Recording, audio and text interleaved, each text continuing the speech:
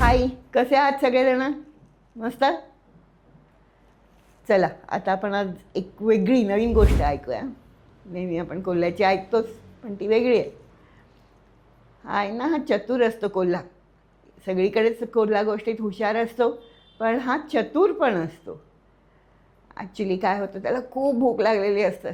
त्याला असं रडावंसं वाटत असतं, मला भूक, मला अन्न द्या, मला काहीतरी पाहिजे पोटाला, द्या ओ द्या, लवकर कोणीतरी द्या ना, माझ्यावर दया करा. अरे बापरे, एवढा दया वगैरे एवढा गयावया करतोय. पण तो हुशार असतो, कोणी आणून देणार नाही माहिती असतं त्याला. तो छान इकडे तिकडे सगळीकडे बघतो, तर एका कावळ्याच्या चोचीत त्याला पनीरचा तुकडा दिसतो. सरळ मागितला तर देईल का? कारण भुकेची वेळ आहे, त्यालाही भूक लागली आहे. कसं देईल बरं तो?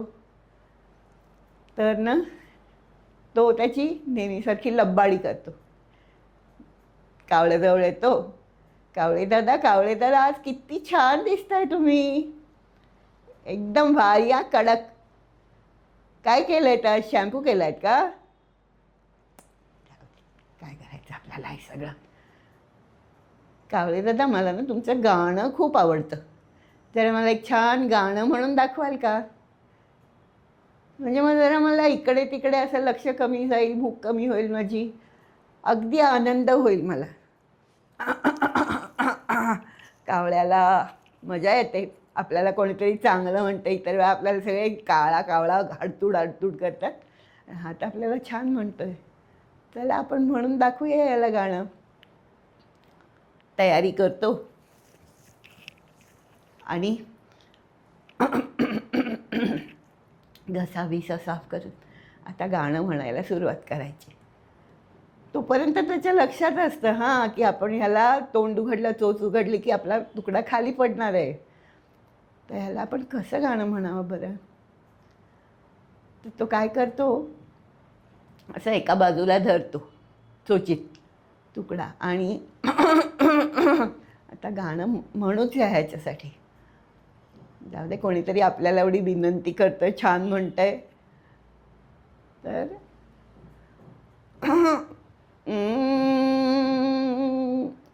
पर्यंत काही नाही, पण तो जशी चोच उघडतो तसा तो पनीरचा तुकडा खाली पडतो.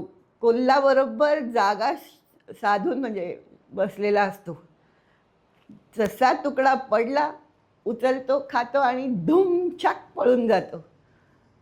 कावळ्याच्या नंतर लक्षात येतं, ह्याच्या स्तुतीने आपण गाणं म्हणायला गेलो, पण काय आपलाच का तुकडा पडून गेला. रडारडी चालू होते त्याची. रडारडी केल्यामुळे मिळणार आहे का तुकडा परत? नाही. तो धूर्त असतो कोल्हा, तो काय करतो, पळून जातो. म्हणजे कावळ्याला ना गाणं ना पनीर. आता कावळ्याची रडायची वेळ येते. माझा तुकडा गेला ना पनीरचा, मला पण भूक लागली आहे, त्याला लागली असेल तर गोष्ट वेगळी, त्यांनी शोधावं कुठेतरी काहीतरी.